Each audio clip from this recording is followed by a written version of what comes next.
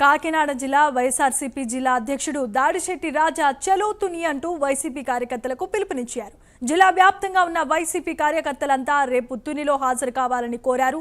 Tuni municipal chairman ఎన్నికను గతంలో ఉద్రిక్త పరిస్థితుల నడుమ 2 సార్లు నిలిపివేశారని అన్నారు. జిల్లా కలెక్టర్, జిల్లా ఎస్పీ సమక్షంలో వైసీపీ కౌన్సిలర్లను రేపు జరగబోయే వైస్ చైర్మన్ ఎన్నికకు తీసుకువెళ్తామంటేనే పంపిస్తామని చెప్పారు. లేకపోతే పంపించేదే లేదని దాడిశెట్టి రాజా స్పష్టం చేశారు.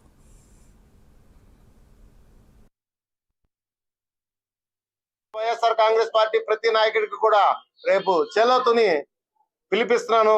అందరూ నాయకులు కూడా తుని రావాల్సిందిగా కోరుకుంటూ సెలవు తీసుకుంటున్నాను. ఏదైతే వాయిదా పడిందో ఈ రోజు వైస్ చైర్మన్ ఎలక్షన్ కోసం మేమందరం 17 మంది సెంటిమెంట్ గా మా ఇంటికి కౌన్సిలర్స్ అందరూ వచ్చి బయలుదేరదామని సిద్ధమవుతున్న టైంలో టీడీపీ వాళ్ళందరూ రౌడీ మోక బయటకు వచ్చి మమ్మల్ని లాక్ వెళ్ళడానికి, మా మీద దౌర్జన్యం చేయడానికి వాళ్ళు మా ఇంటి బయట వెయిట్ చేస్తున్నారు. వాళ్ళందరూ కూడా ఇక్కడ లోకల్ పోలీస్ వాళ్ళ సహకారంతోనే వాళ్ళందరూ ఇక్కడ వాళ్ళకి సపోర్ట్ గా వీళ్ళు నిల్చున్నారు. మా ఇంటి సీసీటీవీ ఫుటేజ్లు కూడా వాళ్ళు రాకుండా ఉండడానికి సీసీటీవీలు కూడా తీసేశారు వాళ్ళు. అంటే అంత దౌర్జన్యం మా ఇంటికి వచ్చి వాళ్ళు చేశారు. మాకు బలం ఉన్నా సరే మేము ఓటింగ్కి వెళ్దాం, అందరం ఇష్టపూర్వకంగా మేము ఓటింగ్కి వెళ్దాం అనేసి ముందు 2 సార్లు కూడా మమ్మల్ని అక్కడ వెళ్ళని పరిస్థితి, మమ్మల్ని ఆడవాళ్ళందరినీ బయట నించోబెట్టారు.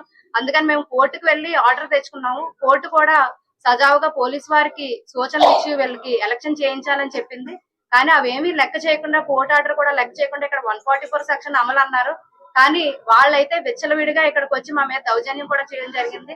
సజావుగా మమ్మల్ని దగ్గరుండి ఓటింగ్ చేస్తా ఉంటేనే మేము వస్తాము, లేకపోతే మాకైతే ఎటువంటి రక్షణ లేదు. మాకు రక్షణ కల్పించాలని, రక్షణ కల్పిస్తూ మాకు ఓటింగ్